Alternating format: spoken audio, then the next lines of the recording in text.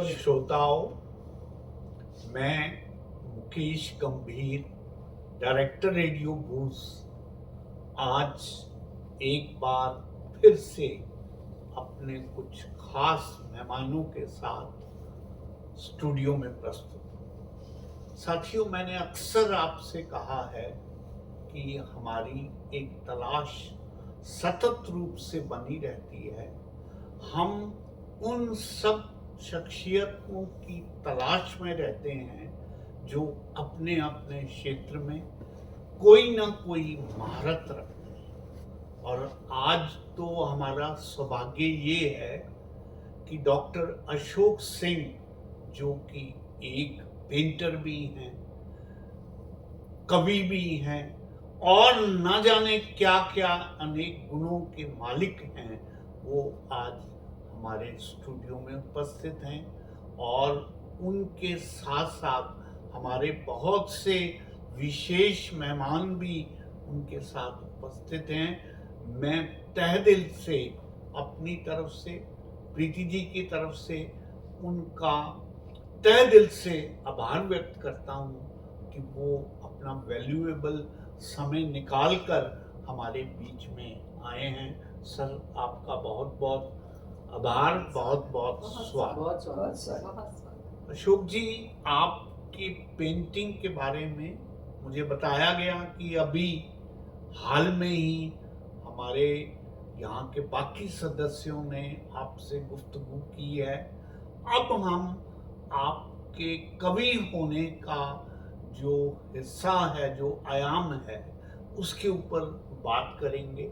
मुझे आपकी बातचीत से ये मालूम हुआ कि आप आगरा कॉलेज से एक प्रोफेसर के तौर पे रिटायर हुए हैं। आप थोड़ा सा अपना परिचय हमारे श्रोताओं के लिए देने का प्रयास करें। आपकी एजुकेशन, आपकी बैकग्राउंड, जो भी आप समझते हैं कि आपके जीवन का कोई महत्वपूर्ण आयाम है, उसको आप साझा करें। फिर हम आपके काव्य एस्पेक्ट पर बात करें। देखिए, मैं पेशे से आदतन पढ़ाई लिखाई के उससे तो चित्रकार हूँ जी। और पेंटिंग्स बनाता हूँ, ओके। स्कल्पचर करता हूँ, ओके। फोटोग्राफी करता हूँ, छोटी छोटी फिल्में बनाता हूँ। ओके। और साथ में भगवान की कृपा से, सरस्वती माँ के आशीर्वाद से कविताएं भी साथ साथ चलती रहीं। राइट। तो जब मैं छोटा था तो तब मैं पेंटिंग, स्कल्पचर थोड़ा बहुत करता था, लेकिन कविताएं भी थोड़ी थोड़ी लिखता था। तब मुझे ये नहीं मालूम था कि क्या लिखना चाहिए। मुझे लगता था कि जो मन में आए वो लिखो। तो उसी वक्त एक मेरे साथ बहुत वरिष्ठ कवि थे, निराला जी के साथ के श्री हरिश्चंद्र देव वर्मा चातक जी। ओके। तो वो निराला जी के शिष्य थे। भगवान की कृपा से उनका सानिध्य मुझे मिला।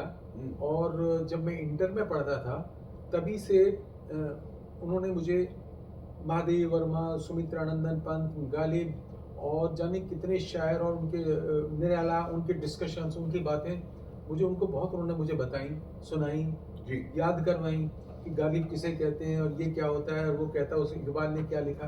वो इस तरीके से मुझे मैं जब छोटा था, इंटर की बात है, लेकिन तभी से मैं कविताओं से जुड़ गया जी। पेंटिंग बनाता था, मैंने इंटर में पहली एग्जीबिशन लगाई थी और तभी से थोड़ा थोड़ा कविताएं पढ़ने और लिखने लगा था। ओके। बहुत सीरियस नहीं था, क्योंकि इंटर में ऐसी कोई समझ नहीं होती आपको। और मैं साइंस साइड का स्टूडेंट था, केमिस्ट्री, फिजिक्स, मैथमेटिक्स, बायोलॉजी, तो इतना टाइम नहीं मिलता था कि आप बहुत ज़्यादा वो हो। हमारे घर में बहुत सारे कवि आते थे, सोम ठाकुर और ये नीरज जी, ये भी हमारे घर में आए कविता पढ़ने के लिए। मेरे पिताजी तहसीलदार थे, तो हमारे यहाँ कवियों का, विद्वानों का जमा खड़ा होता था। और अक्सर शाम को, महीने में 2 महीने में एक बार, अक्सर शाम को सब कवि आके बैठते थे। और चातक जी जो कि बहुत वरिष्ठ कवि थे, तो उनके पाँव छूने के लिए और मैं भी उनके पास बैठता था। तो इंटर में मेरे दिमाग में ये हो गया कि एक अपने अंदर जो कुछ है वो किस तरीके से कहा जाए, कैसे एक्सप्रेस किया जाए। तो ऐसा कुछ मैं सीरियस नहीं था, लेकिन वो आदत हो गई जी, लिखने की, पढ़ने की। फिर पेंटिंग डेवलप होती चली गई। ओके। फिर मैं बीए में आके पेंटिंग में मैंने एडमिशन लिया। तो साइकोलॉजी और फिलोसफी ने मुझे बहुत हेल्प करी मेरे दिमाग को। और मैं चाहता था कि सिविल सर्विसेज में जाऊं, तो मैं बीए में मैं उनकी तैयारी में लग गया आगरा कॉलेज में। ओके। और मैं 7-8 घंटे बैठ के पढ़ता था, सुबह से लेके शाम तक लाइब्रेरी से निकलता था। तो उस समय पढ़ा तो मैंने इसलिए कि मैं जाने क्या करूँगा, लेकिन मुझे पता नहीं था कि मैं आर्टिस्ट बनूंगा। और अचानक फिर ये हुआ कि साइंस साइड में अब से 30-40 साल पहले आपको भी पता होगा कि लेबोरेटरीज वगैरह बहुत अच्छी नहीं होती थी, काम चला होता था, पढ़ाया, बायोलॉजी की लैब अच्छी नहीं होती थी। मुझे लगता था कि ज़िंदगी में कुछ करना है तो ऐसा कुछ करो जो कर सकें हम। जब कुछ हम सीखेंगे नहीं, जब हमें कोई लैब ही नहीं मिलेगी, तो हम बड़े कोई वो नहीं कर सकते। तो मुझे हमेशा लगता था कुछ करना है, क्या करना है।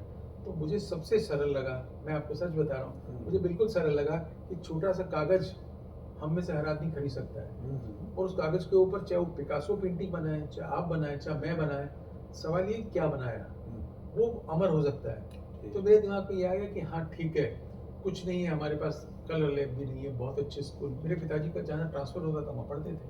पहले ऐसा नहीं होता था कि आप बच्चों को शेरवुड पढ़ने के लिए भेज दें या दिल्ली भेज दें, वो आजकल बच्चों को अपने पास ही आस रखते थे। तो मुझे लगा कि कागज़ सबसे सरल तरीका है, कागज़ के ऊपर बनाया जाए, कागज़ के ऊपर जो हम करेंगे ना वो अमर हो सकता है। तो ये मेरे दिमाग में भर गया था। इंटर में अकल ज़्यादा तो नहीं होती, देखिए बहुत साफ सी बात है। अकल की बात है, हर बच्चे को इतनी और अकल बीए में नहीं आते आते मुझे लगा था गड़बड़ शड़बड़ हो चुका है, हमारी पढ़ाइयाँ छोटी छोटी जगहों पे हुई, हम कुछ नहीं कर सकते। तो फिर मैं कला तपस्या में लग गया और कागज़ के ऊपर कुछ ना कुछ उकेरने बनाने लगा। फिर कविताएं साथ साथ चलती रही। देखिए कविताओं में हर आदमी को दिल में कुछ दर्द पालना पड़ता है, आप उससे बड़े हैं, ज़्यादा समझते होंगे। ठीक है। तो इंटर के बाद बीए में जब मैं आया तो छोटी जगहों से आगरे आ गया पढ़ने के लिए। और आगरा आया तो इतना अच्छा एटमोसफियर चारों तरफ देख के मन खुश हो गया कि भाई बहुत अच्छा, इतने अच्छे लोग भी पढ़ रहे हैं, आगरे में ताजमहल है, ऐसे ओके। फिर आपके जो दिमाग का एक फैलाव शुरू होता है जब आप नई जगहों पे जाते हैं अपने आप को विकसित करने के लिए। तो मुझे लगा कि कविता में भी छोटा सा कागज ही होता है जी, कुछ नहीं होता कागज में। पेंटिंग में छोटा कागज और कलम होती है, कुछ नहीं होता। तो मुझे लगा ये दोनों चीज़ें तो बिल्कुल एक सी हैं, हम ये करते हैं, ये भी करते रहेंगे जी। तो फिर कविताएं शुरू हो गई। आपको दर्द भी मिला है जी, दर्द भी मिला जिसकी तलाश में उसका जिक्र मत करिए, मुझे मुझे नहीं, उसका जिक्र अगर हम नहीं करेंगे तो कोई भी कलाकार नहीं, मुझे बहुत सारे दर्द मिले और मैंने उन सबको अपने अंदर बसाया, कभी उनको यूज नहीं किया, कभी उनको कैश नहीं किया। ये नहीं, यहाँ पर भी आपने ये लाइन मेंशन की है, मेरा नाम नहीं लिख सकता तो बदनाम हो जाएगी, मेरी गजल यूं ही किसी के नाम हो जाएगी। क्या बात है जी, ये तो हमारी बिरादरी के हमने भी अब तक नाम किसी को बताया नहीं है और सबको पता है कि दर्द के मालिक हैं ये भी। आप ये लोगों से तो सीखा मैंने। बहुत बढ़िया। तो इसलिए वो आपने जो कविता पढ़ी शुरू में, देखिए हम दर्द को कई तरह से लेते हैं। एक तो ये कि हम किसी से इश्क करें, प्यार करें, बहुत अच्छी बात है। उसको हम कैसे संभाल के रखते हैं। हम फूल से प्यार करते हैं, चिड़ियों के उससे प्यार करते हैं, बिल्कुल, लेकिन ऐसे नहीं हम हमेशा के लिए खत्म हो जाए। हम उससे दिल में बसा के रखते हैं। जब तन्हाई में अकेले बैठते हैं तो याद करके खुश होते हैं। चिड़िया की आवाज़ हमारी गूंजती रहती है, बिल्कुल। चिड़िया की आवाज़ की कोई आकृति नहीं है, कोई फॉर्म नहीं है कि ऐसी बनाया तो चिड़िया की बोल, लेकिन हमारे दिमाग गूंजता है। कलाकृति में भी या कविता को पढ़ने के बाद भी हमारे अंदर जो कुछ उसके भाव उतरते हैं, जो उसकी लय उतरती है, जो उसका संगीत हमारे अंदर बस जाता है, वो हमारे अंदर हमारी तन्हाइयों में मिठास पैदा करता है। अकेले में बैठ के हम खुश होते हैं। क्यों खुश होते हैं? क्योंकि वो चिड़िया बहुत अच्छी थी, फूल बहुत अच्छे, तो हमारा दिल बिल्कुल साफ सुथरा होगा, सफ़ेद कागज की तरह, तभी हम चिड़िया की चहचहाट सुनेंगे, तभी हम कविता की लय में डूब सकते हैं, संगीत में हम तभी डूब सकते हैं जब हमारा मन प्रकृति से जुड़ा हुआ हो, खाली हो, सफ़ेद कागज हो। तो सफ़ेद कागज होना बड़ा मुश्किल है। एक तो सफेद कागज होना बड़ा मुश्किल है और दूसरा अपने मन के भावों को लिख देना भी बड़ा मुश्किल है। उसके लिए बड़ी साधना। जो कवि है, मैं कवि उनको ही मानती हूँ जो कि दिल के भावों को लिख, बिल्कुल, है ना? जी हाँ, जी हाँ। तो यही चाहूंगी कि आप अपने दिल के भावों को हमारे दर्शकों को जरूर सुनाएं। एक पहली मैं कविता एक शुरू कर दीजिए प्लीज। कविता शुरू कर हाँ, मुझे पहले सिलसिले भाग तक दे दीजिए। और अशोक जी, जो बात आप कह रहे हैं कि दर्द का जीवन के अनुभव में उतरना बहुत महत्वपूर्ण है। जी इसलिए शायर लिखते हैं कि दर्द ने समझा जो दी अब जिंदगी, वाह वाह। दर्द ने समझा जो दी अब जिंदगी, जी भर के होती है अब बंदगी, आंखों पे छाई धुंध भी अब साफ है, वाह कई रंग दिखला जो गई अब जिंदगी। बहुत कई सुंदर, रंग बहुत दिखला जो बढ़िया, गई। बहुत बढ़िया बहुत बहुत सुंदर। आप जो चिड़िया की गुनगुनाहट, उसकी चहचहाट की बात कर रहे हैं, विशेष जी मुझे वात्सायन लग्गे का लिखा हुआ नदी का द्वीप उपन्यास याद हुआ है, जी जहाँ वो एक संदर्भ में कहते हैं कि भाई एक बादशाह उपवन में जाया करता था वजीर के साथ, वहाँ रोज कोयल का गान सुनते थे। एक दिन बादशाह ने वजीर से कहा कि रोज जाते हैं, ऐसा करो कि कोयल को एक बहुत सुंदर से पिंजरे में रख लो रख लेते हैं जी। और यहीं अपने हमारे महल में इसका गान सुना। जब ऐसा किया गया तो कोयल ने गाना बंद कर दिया। तो उसने वजीर से पूछा कि ऐसा क्या हुआ। उसने कहा कि साहब एक बात हो सकती है, या तो इसको पिंजरे में बंद कर लो या इसका गान सुनो।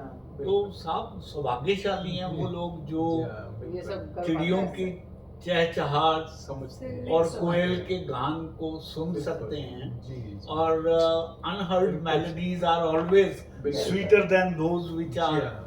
Yet to be heard. बिल्कुल जी तो हम आपको दाद देते हैं और प्लीज आप अपनी कविता के बारे में आगे बढ़िए। जो आपने कहा वो ये मैं कविता पूरी सुना जी देता जी हूँ। जी हाँ प्लीज। कागज के एक किनारे पर तेरा नाम कहीं लिख दूं अगर, कागज के एक किनारे पर तेरा नाम कहीं लिख दूं अगर, अधूरा मिसरा गजल का पूरा हो जाए। क्या बात वाह, है। क्या बात बहुत है, अच्छा। क्या मगर बात तेरा है। नाम ही तो छुपाना है, हाँ मगर तेरा नाम ही तो छिपाना है। तेरे लफ्जों के पीछे से झांक झांक कर तुझे, मेरे लफ्जों के पीछे से झांक झांक कर तुझे ढूंढते रहते हैं लोग। तेरी नाक नक्श की बनावट टटोलते रहते हैं मुझे। वाह, वाह, क्या बात। बहुत सुंदर। मुझसे ज्यादा उन्हें याद है, छू छू के मेरे लफ्जों को, छू छू के मेरे लफ्जों को, मुझसे ज्यादा उन्हें याद है। तुझे ढूंढने के लिए मेरी, तुझे ढूंढने के लिए तेरी तस्वीर रटे बैठे हैं। वाह, बहुत मुझसे ज्यादा उन्हें याद है, तुझे ढूंढने के लिए तेरी तस्वीर रटे बैठे हैं। कई बार तो तेरी शक्ल उनमें दिखने लगती है। क्या हाँ, बात। मुझे याद बहुत है सुंदर। कि उनकी आंखों में तेरी बहुत शक्ल दिखने सुंदर, लगती है, मेरी बहुत तो छोड़िए। सुंदर। हाँ, हाँ। उनमें दिखने लगती है। मैंने देखा है उन्हें घूरते हुए खुद को, उनकी आंखों में तेरी तस्वीर छिपी रहती है। कैसे बच के निकलता हूँ निगाहों से क्या बताऊँ, बहुत कैसे बच के निकलता हूँ निगाहों से क्या बताऊँ। अपनी उंगली को होठों पे सिल रखा है, कोरे कागज पे दफा 144 लगा रखी है। क्या बात है। क्या बात है। बहुत अच्छे, बहुत ये तो अच्छे, बहुत बहुत ही बढ़िया। अच्छा। अशोक बहुत जी ने बढ़िया। एक बहुत अच्छी सुंदर बात है। कविता में अपनी बात की अभिव्यक्ति रखी है। मैं एक अशार पढ़ता हूँ। बिल्कुल जी, बिल्कुल। देखिए सारी बात उसमें भी ऐसे ही व्यक्त की गई है। प्रीति जी कहा कि छोड़कर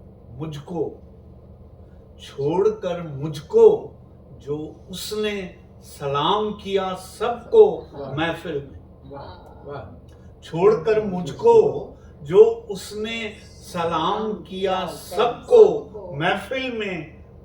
ये जालिम लोग कहने लगे आखिर ये माजरत है।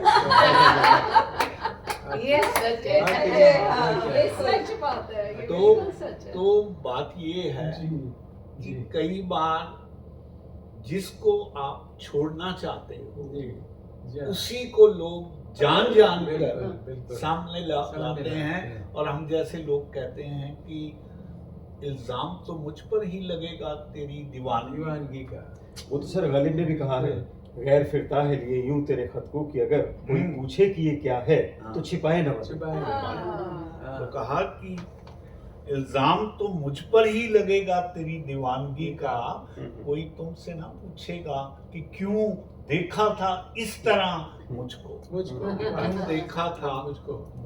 वाह जी। वाह एक और कविता। जी।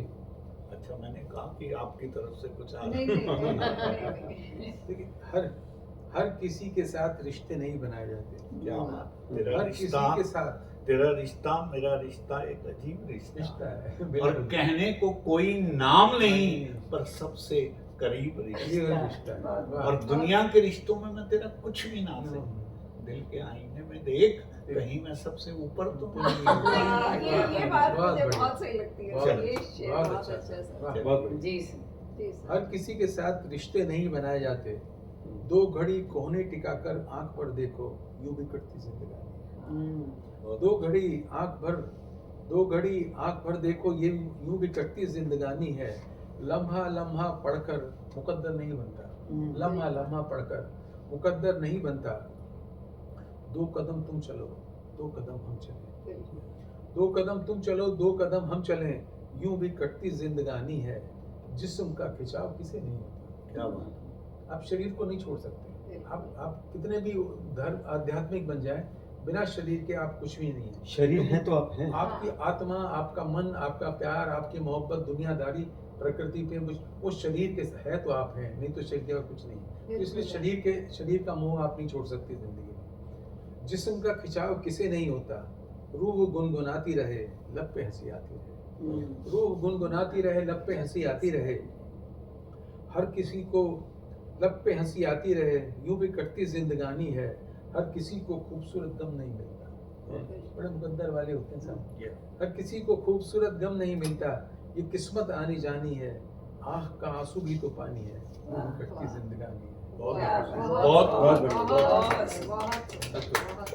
बहुत सारगर्भित छोटी छोटी कविताएं हैं आपकी। और एकदम दर्द भरा हुआ। एक और है, तेरा नाम ही तो नहीं लिखना है कहीं, जी। तेरा नाम ही तो नहीं लिखना है कहीं, आवारा हो गई पेन की स्याही। फिर भी चल जाता है, नाम लिख जाता है। तेरा नाम ही तो नहीं लिखना है कहीं, आवारा हो गई पेन की स्याही। कागज के सफेद जिस्म पे चलते चलते, तेरे जिक्र की गलियों से दबे पाँव गुजरते गुजरते। तेरे जिस्म की कागज के सफेद जिस्म पे चलते चलते, तेरे जिक्र की गलियों से दबे पाँव गुजरते गुजरते। तेरे चेहरे का तराशा हुआ चेहरा, तेरे वजूद के एहसास में तक, गुलाबी आंखें तेरे अक्सों को कभी बिछाती हैं, कभी ओढ़ती हैं। तेरे अक्सों को कभी बिछाती हैं, कभी ओढ़ती हैं, कभी तुझसे चिपट जाती हैं। लिबास जैसे कोई खुद को चूमे, रूह खुद को महसूस करे। बहुत अच्छा। कसम खाई थी कि अब के तेरे कूचे में ना जाएंगे, वाह, कसम खाई थी कि अब तेरे कूचे में ना जाएंगे। कम वक्त हर रोज तेरे कूचे का एक काम निकला। सही है, सही। बहुत अच्छा। एक और छोटी सी सुना रहा हूँ। जी। तेरे लबों से सांस पीकर मैं उस लम्हा लड़खड़ा गया था। तेरे लबों से सांस पीकर मैं उस लम्हा लड़खड़ा गया था। तेरे कंधे पे सिर टिकाए बादल का एक टुकड़ा, तेरे कंधे पे सिर टिकाए बादल का एक टुकड़ा साहिलों पे बरस रहा था। तेरे कंधे पे सिर टिकाए बादल का एक टुकड़ा साहिलों पे बरस रहा था। तेरे जिस्म की गर्मियां पीकर बर्फ पिघल रही थी। मैं एक घुत में बदल रहा था, तो एक नदी सी बह रही थी। मैं एक घुत में बदल रहा था, तो एक नदी सी बह रही थी। इसके बावजूद भी आप दावा करते हैं कि आप उनका नाम नहीं लिखेंगे। बिल्कुल ठीक नहीं, ऐसा कुछ नहीं है कि जिसका नाम मैं छुपाऊं।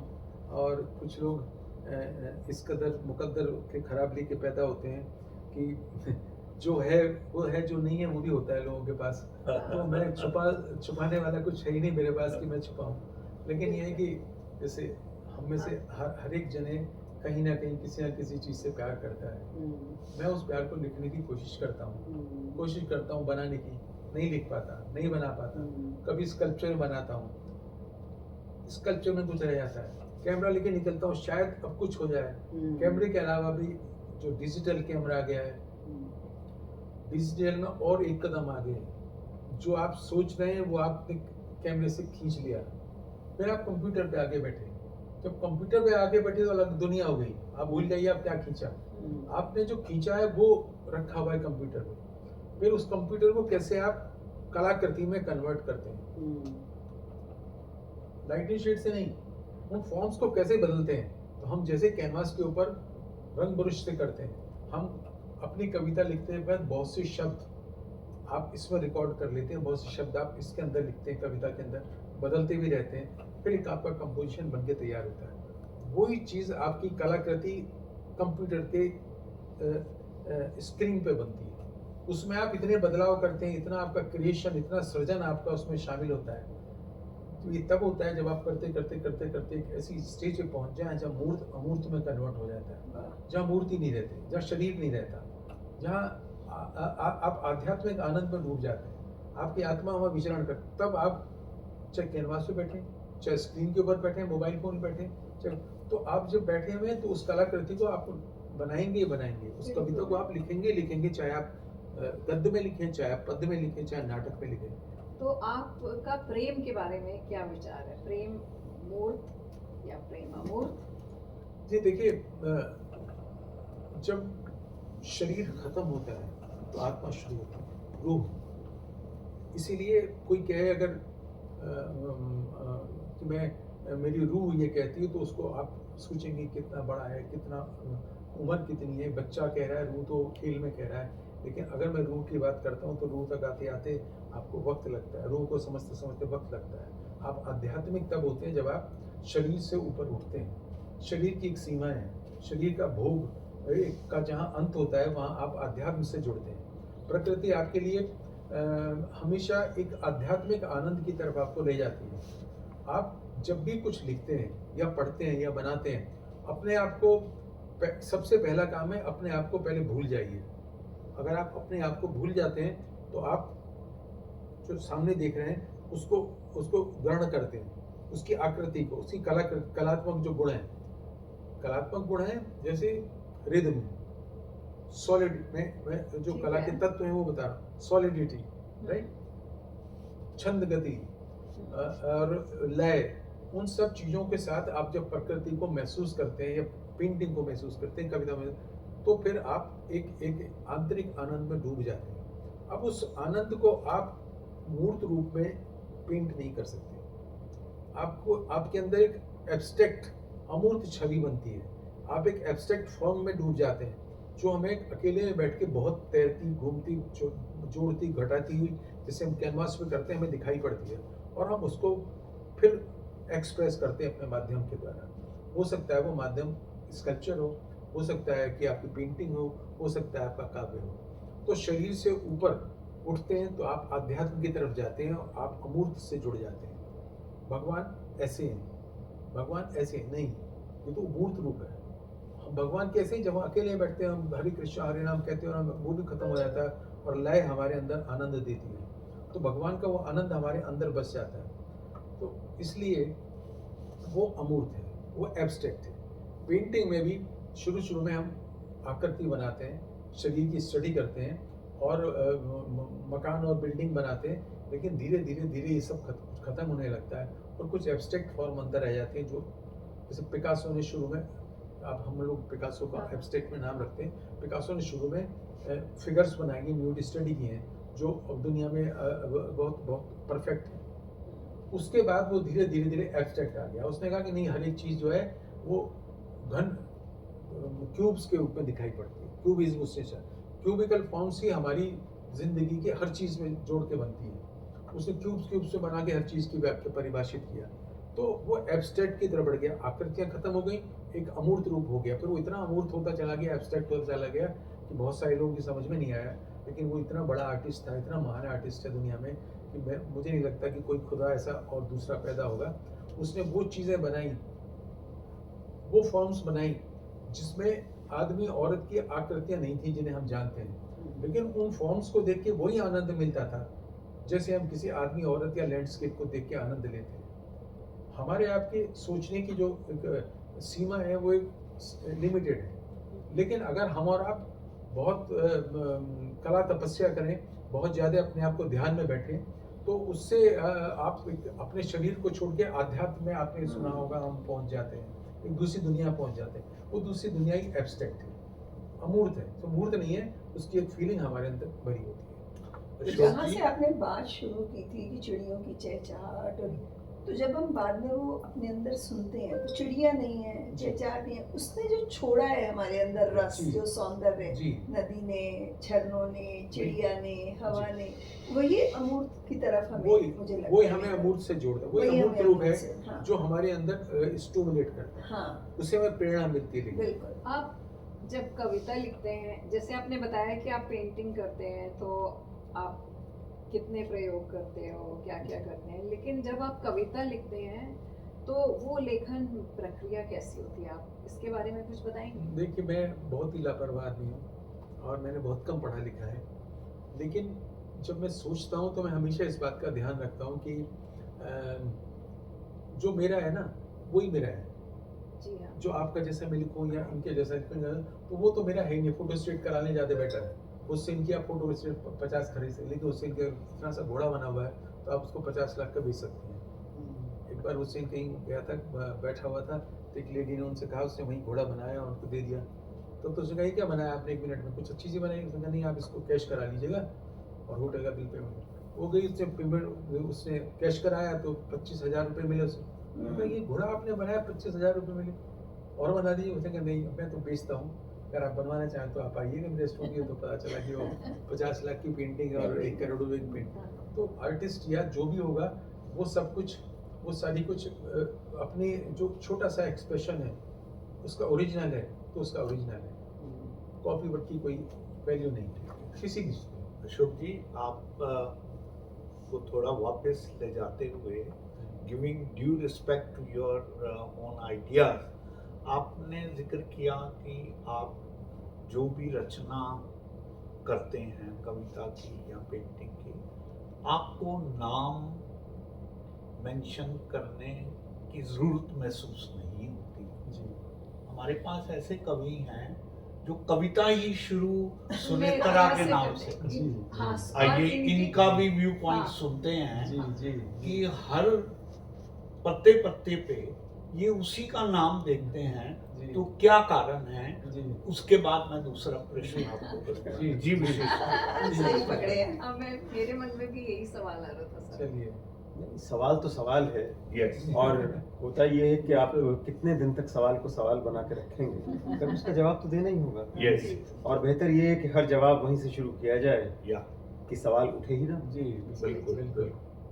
इससे बेहतर जवाब क्या होगा। जी बिल्कुल। बिल्कुल ठीक है। तो सर की किताब है सुनेत्रा के लव नोट्स, प्रेम का पंचतंत्र। प्रेम का पंचतंत्र, जिसमें वाह। सुनेत्रा के लव नोट्स हैं। वाह। और वो खाली प्रेम की ऊपर पुस्तक नहीं है, पूरा जीवन दर्शन भरा हुआ है। वाह।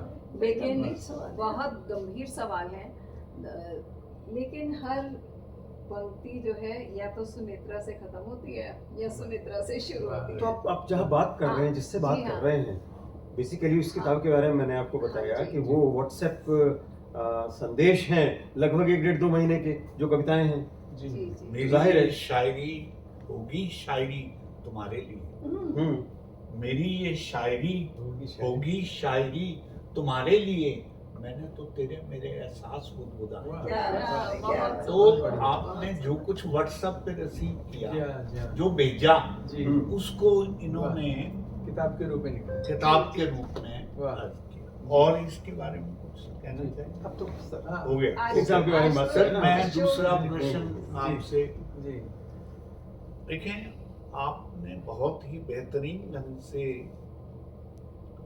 शारीरिक जगत और उसके बाद आध्यात्मिक जगत की बात करी। जी on the basis of my experience मैं भी ये बात कहना चाहता हूँ, जी और एक मैंने उसको कविता फॉर्म में प्रकट किया है जी कि इश्क मिजाजी दा लड़ गर नहीं फड़िया ते इश्क हकीकी दियां गुंजलां सुलझ दियां नहीं नहीं, जे वाह। अपने अंदर झांकिए नहीं ते रब वाली कुंडियां खुलदियां नहीं खुलदियां वाह, नहीं। वाह वाह बिल्कुल वाह, सही, क्या बात, बिल्कुल सही। बिल्कुल। नसीबां वालियां ਨੂੰ ਇੱਥੇ ਯਾਰ ਮਿਲਦੇ हम्म, ਨਸੀਬਾਂ ਵਾਲਿਆਂ ਨੂੰ ਇੱਥੇ ਯਾਰ ਮਿਲਦੇ ਔਰ ਮੁਹੱਬਤਾਂ ਕਰ ਲੈਣਾ ਇੱਥੇ ਸਸਤੀਆਂ ਸਸਤੀਆਂ ਨਹੀਂ ਨਹੀਂ। ਜੇ ਆਪਣੇ ਅੰਦਰ ਝਾਂਕੀਏ ਨਹੀਂ हम्म। ਤੇ ਰੱਬ ਵਾਲੀ ਕੁੰਡੀਆਂ खुलदियां नहीं। नहीं वाह वाह, ਰੱਬ क्या वाली बात है, क्या कुंडियां खुलती नहीं। बहुत बहुत बढ़िया, सर जो बात बहुत आप बढ़िया, कह रहे हैं बहुत बढ़िया। बिना शारीरिक तल को जी हाँ, समझे बिल्कुल महसूस किए जी, आप इससे पार या ऊपर नहीं निकल सकते बिल्कुल सर, बिल्कुल बिल्कुल। ठीक है। तो आप बहुत बेहतरीन बिल्कुल कवि हैं। बातें अपने ढंग से बहुत व्यक्त अच्छी कर रहे हैं आप- और मैं सिर्फ सहमति प्रकट कर रहा हूँ इनके साथ। नहीं, मैं तो एक छोटा सा कवि हूँ, तो मैं एक दो लाइन आपको और जी सुना रहा हूँ। जी इरशाद कि रेशमी उजाले की एक सुबह दे दो, चादर खींचकर जगाओ ख्वाबों को। वाह, रेशमी उजालों की एक सुबह दे दो, चादर खींचकर जगाओ ख्वाबों को। मीठे अंधेरे को उसमें घोलकर, वाह, मीठे अंधेरे को, जब सुबह के समय मीठे मीठे ख्वाब आते हैं, मीठे अंधेरे को उसमें घोलकर पलक से खोलते हुए अंधेरे दरवाजे, हर एक परत अपने होठों से हटाओ, हर एक परत अपने होठों से हटाओ, एक दूसरे से चिपके ख्वाबों को आंखों से अलग कर दो। क्या बात एक दूसरे से चुपके ख्वाबों को आंखों से अलग कर दो, लबों को चूम कर सांस पीने दो, मेरी बाहों में कमल खिल रहे हैं। लबों को चूम कर सांस पीने दो, मेरी बाहों में कमल खिल रहे हैं। एक खुशबू में लपेटी जिस्म की सर्दियां, लिपट रहा है मुझसे सुरमई रात का चेहरा, लिपट रहा है मुझसे। एक खुशबू में समेटे, एक खुशबू में लपेटे जिस्म की सर्दियां, लिपट रहा है मुझ में सुरमई रात का चेहरा। उजाले लपेट कर गोदी में सर रखे, थोड़ी देर मुझे सोने दो। क्या थोड़ी देर बहुत मुझे बहुत सोने दो। बहुत रेशमी उजालों की एक सुबह दे दो, रेशमी उजालों। रेशमी उजालों की एक सुबह। बहुत ही आशीष जी, बहुत अच्छा लगा। मैं समझता हूँ जिब्रान जो थे खलील जिब्रान। खलील। खलील जिब्रान स्कल्पटर थे, पोइट थे, कहानीकार थे, फिलोसोफर थे सारे। फिलोसफर थे।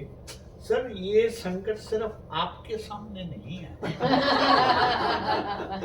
सही है। ये उन सब लोगों के सामने रहा है जी जी जिन्होंने ये प्रयास किया है हम्म, कि वो उसकी बात को पकड़ के जी या उसके रूप को बिल्कुल जो सिर्फ जहन में ज्यादा उतरता है जी उसको किसी ना किसी ढंग से व्यक्त कर पाए बिल्कुल सर, तो बिल्कुल। वो स्कल्पर भी बनते हैं, पेंटर भी जी बनते हाँ। हैं, शायर भी बनते हैं, बिल्कुल। पोइट भी बनते हैं। बिल्कुल फिर भी सब कुछ करने के बाद जी, जी। वो भी ये कहते हैं कि मैं अगर पूरी धरती को कागज कर दूं जी और समुंदर को शाही कर दूं हाँ। तो भी उसके गुणों का बिल्कुल बखान नहीं नहीं हो कर सकता। बिल्कुल तो आप बिल्कुल वजह फरमा रहे हैं, जी पूरी तरह आपसे सहमत हैं। शब्द आपके हैं, जी। भाव हमारे भी। बिल्कुल बिल्कुल हाँ, सर, बिल्कुल। आप बहुत अच्छा आप लोगों से प्रेरणा मिलती है साहब काम करने की, आप इतना काम करते हैं। Yes. तो मैं एक और कविता सुना रहा हूँ। जी, जी। तुम्हारी गर्मी से, एक्चुअली ये किताब में कौन सी कहाँ है मुझे भी याद नहीं, मैं आपको बता चुका हूँ इसलिए। हाँ, तुम्हारी गर्मी से पिघलकर चीनी के दाने आपस में घुल के चिपक रहे हैं। वाह, तुम्हारी गर्मी से पिघलकर चीनी के दाने आपस में घुल के चिपक रहे हैं। तुम्हारे आने की खबर सुनकर जुबान पे कई स्वाद अंगड़ाई ले रहे हैं। क्या बात, बहुत सुंदर। महकते दिए चहकती रोशनी, हम्म, चांदनी रात में ख्वाब मुस्करा रहे हैं। महकते दिए चहकती रोशनी, चांदनी रात में ख्वाब मुस्करा रहे हैं। और हर एक पल का ना हिसाब मांगो, जोड़ना घटाना भूलो इस घड़ी, मोहब्बतों से ख्वाब मांगो। वाह, मोहब्बतों से ख्वाब मांगो, वरना बुझ जाएगी वक्त की फुलझड़ी। तुम्हारी गर्मी से पिघल कर चीनी के दाने, तुम्हारी गर्मी से पिघलकर आपस में घुल के चिपक रहे हैं। बहुत शारदा जी, आप भी बहुत श्रेष्ठ कवित्री हैं और भी हमारे यहाँ जितने लोग बैठे हैं, जी आप विशिष्ट जी की कविताएं पढ़ लो, हाँ जी। मैम की, इनकी। बिल्कुल। मैं ये मानता हूँ कि हमें इन भावों को, इन कविताओं को, इन एक्सप्रेशन को, चाहे वो पेंटिंग के फॉर्म में है, चाहे मूर्तिकार के रूप में है, रुकना नहीं चाहिए। रुकना नहीं चाहिए। देखें सर, मैं एक जज्बा रखता हूँ कि जी। मैं जज्बातों से बेईमानी कर नहीं सकता। बिल्कुल बिल्कुल। मैं जज्बातों से बेईमानी कर नहीं सकता। सच तो ये है कि मैं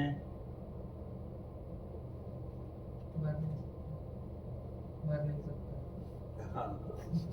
okay, I complete it later on. जी। चलिए, तो मेरा कहने का भाव इसमें ये है जी कि ये सब कुछ खुदा की दी हुई तौफीक है, जी जिसको बिल्कुल। हमें बिल्कुल उसमें किसी तरीके का खलल नहीं नहीं डालना करना चाहिए। बिल्कुल बिल्कुल तो ठीक बात है। मुबारक के पात्र हैं बिल्कुल। वो लोग और आप भी जो अलग अलग भावों से बिल्कुल सर।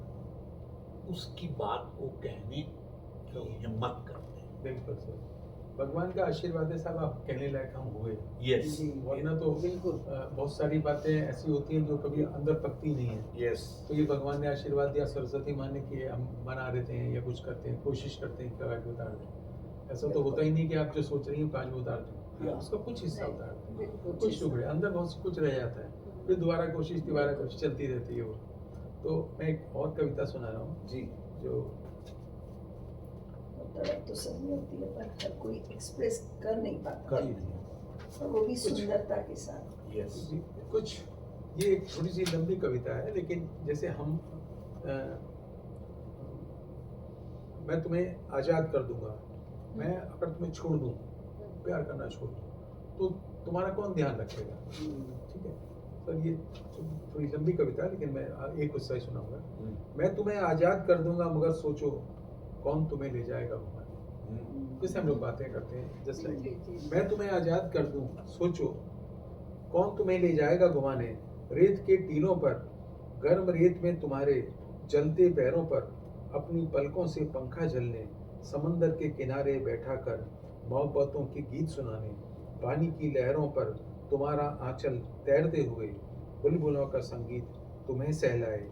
पेड़ की ठंडी हवाएं शरबत की तरह तुम्हारे अंदर उतर जाएं, ऊंचे नीचे रास्तों से बचाकर हवाओं को सतह से गुजरते हुए कौन गुदगुदाएगा तुम्हें। क्या बात।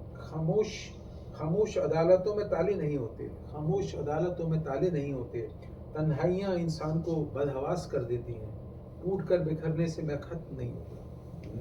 मैं तुम्हारी वजह से इतना मजबूत हो चुका हूँ कि टूट कर बिखरने से मैं खत्म नहीं होता। टूट कर बिखरने से मैं खत्म नहीं होता। दीवारों के कान होते हैं, कहते हैं लफ्ज होठों से निकले तो दूर तलक जाते हैं, मगर आंख के आंसू भाव बनकर कहाँ जाते हैं। क्या तुम कभी मेरी दास्तां लिख पाओगी। क्या तुम कभी मेरी दास्तां लिख पाओगी। शहर के मस्ताना मिजाज में सुनने पढ़ने महसूस करने की फुर्सत किसे है। घुट घुट के मर जाएगी दिल की दास्तां, फिर तुम्हें लिखने की पढ़ने की फुर्सत भी कहाँ है। बहुत बढ़िया। मेरा दर्द तुम्हें सही सच बात में है। लिखने पढ़ने की फुर्सत भी कहाँ है। दर्द क्या समझोगी तुम, पर्वतों पे जमी बर्फ के टुकड़ों का दर्द क्या समझोगी। सूरज की किरणों में भाप किसने पकड़ी है। मैं भाप बन के अपनी उदासियां उड़े, एक दिन आसमान में जाकर फिर से बरस जाऊंगा।